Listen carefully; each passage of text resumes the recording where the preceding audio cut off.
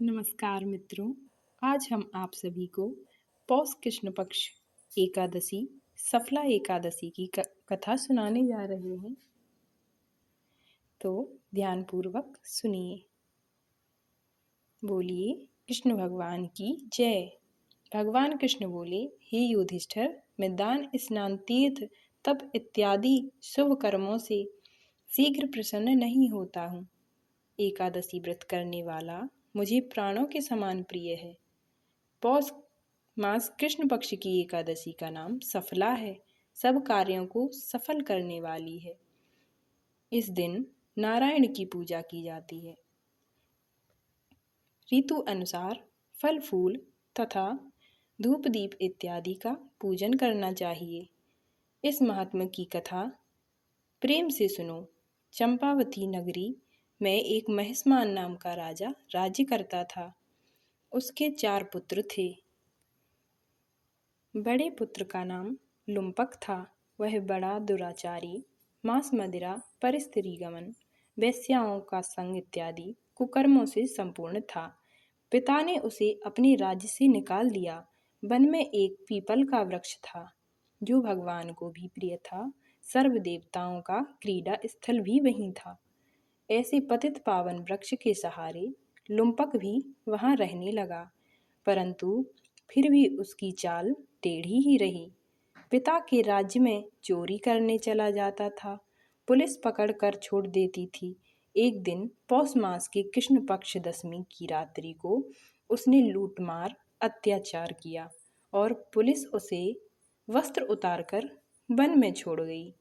बेचारा पीपल की शरण में आ गया। इधर हेमगिरी पर्वत की पवन भी आ पहुंची। लुम्पक पापी के सब अंगों में गठिया रोग ने प्रवेश कर लिया। हाथ पैर अकड़ गए। प्रातः सूर्योदय होने के बाद कुछ दर्द कम हुआ। पेट में अधिक दर्द होने के कारण जीवों को मारने की शक्ति भी उसमें नहीं बची थी और ना वृक्ष पर चढ़ने की शक्ति थी। वह नीचे गिरे हुए फल बीन लाया और पीपल की जड़ में रखकर कहने लगा, हे प्रभु, वन फलों का आप ही भोग लगाइए। मैं अब भूख हड़ताल करके शरीर को छोड़ दूंगा।